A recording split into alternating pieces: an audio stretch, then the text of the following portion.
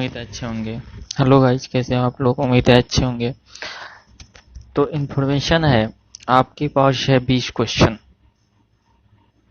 इन question को सोचने के लिए आपको दिए जाएंगे 15 सेकेंड, और आपको इन 15 सेकेंड में कमेंट बॉक्स में उत्तर देना है।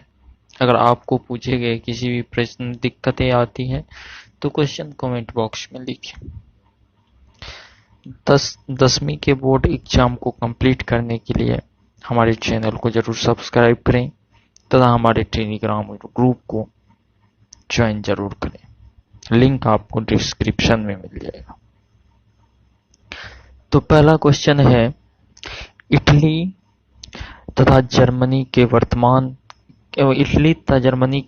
वर्तमान में किस महादेश के अंतर्गत आते हैं?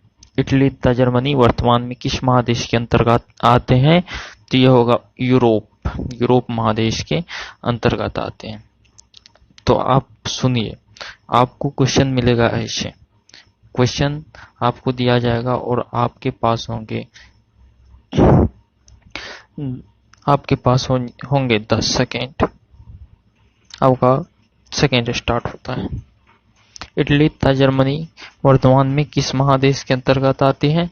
तो जैसे ही 10 सेकेंड खत्म होगा आपका टाइम अप होगा और आपका क्वेश्चन में टिक मारा जाएगा और ये आंसर सही आपका यूरोप हो जाएगा। अगला क्वेश्चन की ओर ध्यान देते हैं। अगला क्वेश्चन क्या है? अगला क्वेश्चन है, फ्रांस में किस शासक वंश की पुनर्स्थापना वियना कांग्रेस के द्वारा की गई थी? पहला है हैब्सबर्ग, दूसरा है आलिया वंश, तीसरा है बूढ़े वंश, चौथा है जारशाही। तो आपका टाइम स्टार्ट होता है।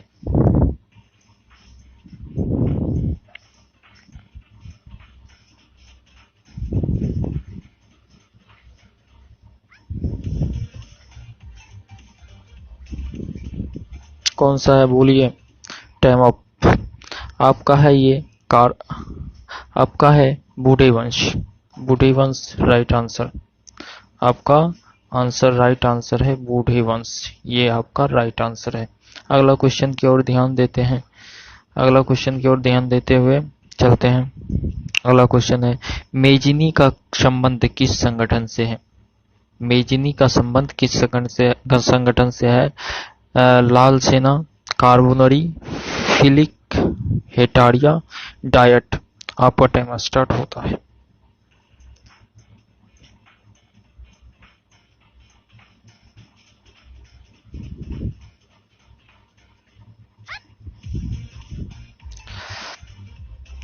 तो मेजनी का संबंध ये कार्बोनरी से है।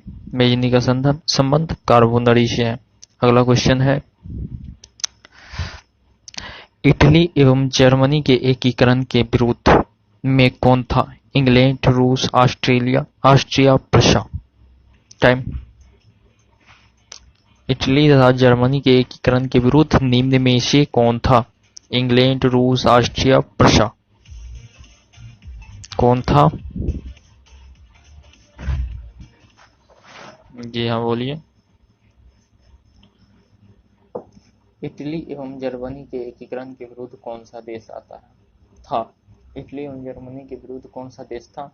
इटली एवं जर्मनी के विरुद्ध कौन सा देश था? इंग्लैंड, रूस, ऑस्ट्रिया, प्रशा। आपका टाइम स्टार्ट होता है।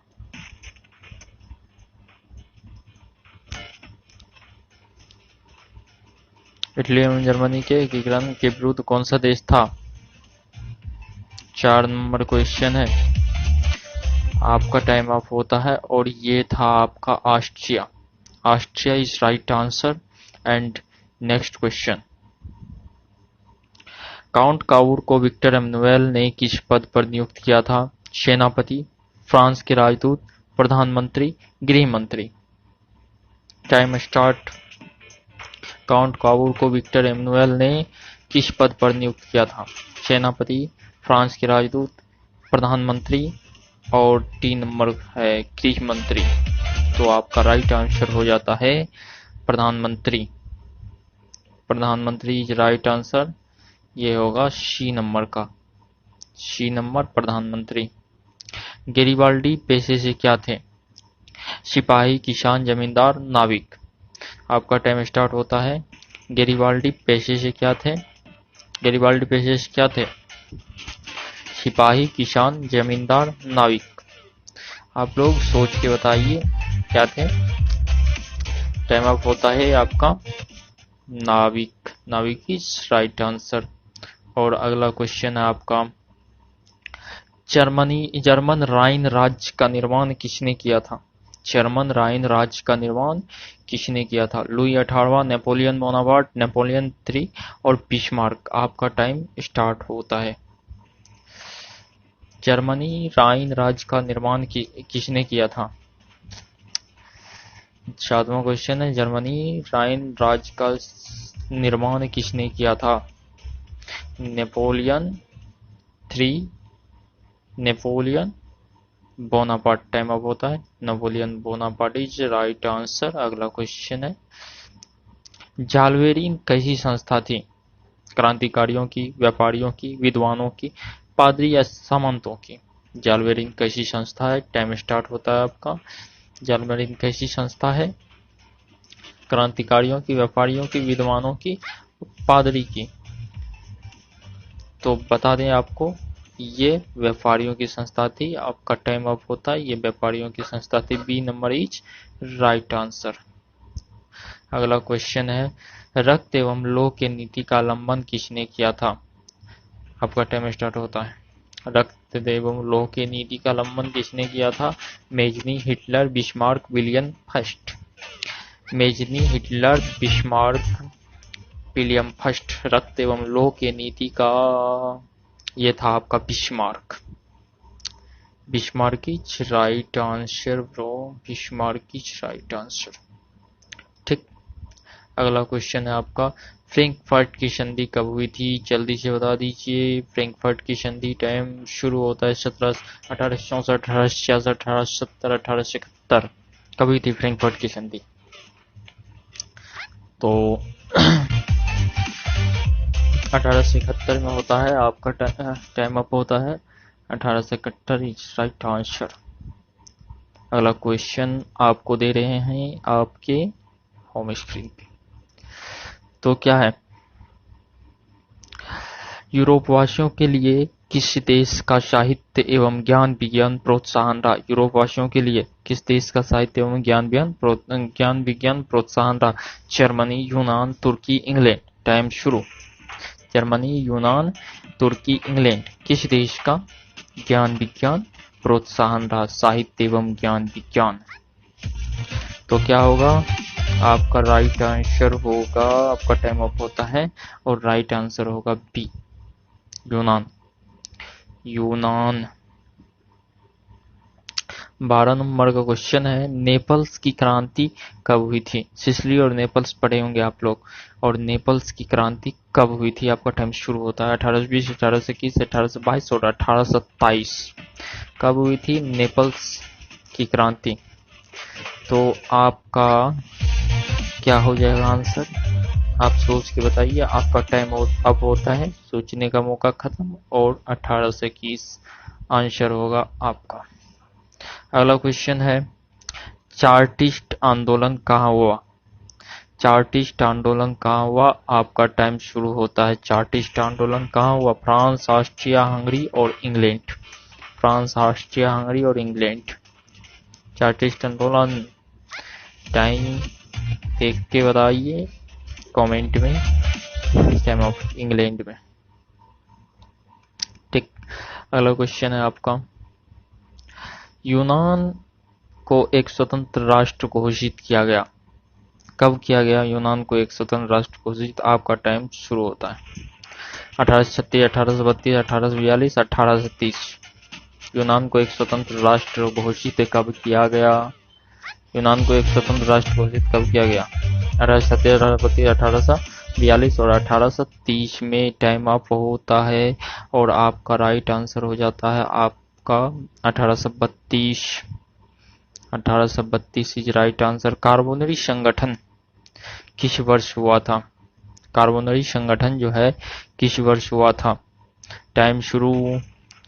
हाँ, कार्बोनिल संगठन किस वर्ष हुआ था? 1832, 1815, 1820 और 1831 में। कार्बोनरी संगठन किस वर्ष हुआ था भाई साहब? 1815, 1831। आपका टाइम होता है 1820 इज राइट आंसर। अगला क्वेश्चन के लिए, एड्रियानोपोल की संधि कब हुई थी? एनसीईआरटी का क्वेश्चन है। एड्रियानोपोल की संधि कब हुई थी? बताएंगे आप। एड्रियानोपोल की संधि कब हुई थी? टाइम इज स्टार्ट ऑफ एड्रियानोपोल 1829 ईस्वी, 1830 ईस्वी और 1831 ईस्वी। तो आपका राइट आंसर हो जाएगा 1829 ईस्वी। सही। अगला क्वेश्चन है, एड्रियानोपोल की संधि किन दो देशों के बीच हुई थी? भाई साहब अभी तो एड्रियानोपोल की संधि पढ़े, कब हुई थी? 1829 में। फिर पढ़ रहे हैं एड्रियानोपोल की संधि किन किन दो देशों के बीच हुई थी 1829 ईस्वी में? किन देशों के बीच? आपका टाइम शुरू होता है। तुर्की रूस, यूनान पोलैंड, तुर्की हंगरी, हंगरी पोलैंड। बोलिए बोलिए बोलिए जल्दी से। आपका राइट आंसर मैं बताने जा रहा हूँ। टाइम ऑफ तुर्की इज राइट आंसर। तुर्की रूस इज राइट आंसर। और अगला क्वेश्चन पे हम चलते हैं। 18 नंबर का क्वेश्चन है, सेडन का युद्ध किन के बीच हुई थी? आपका टाइम शुरू होता है। Austria, Prussia, Britain, France, France, Prussia और प्रशा रूस। बोलिए, सेडन का युद्ध कब हुई थी? ना, किन दो देशों के बीच हुई थी? फ्रांस और प्रशा के बीच हुई थी। फ्रांस और प्रशा के बीच हुई थी।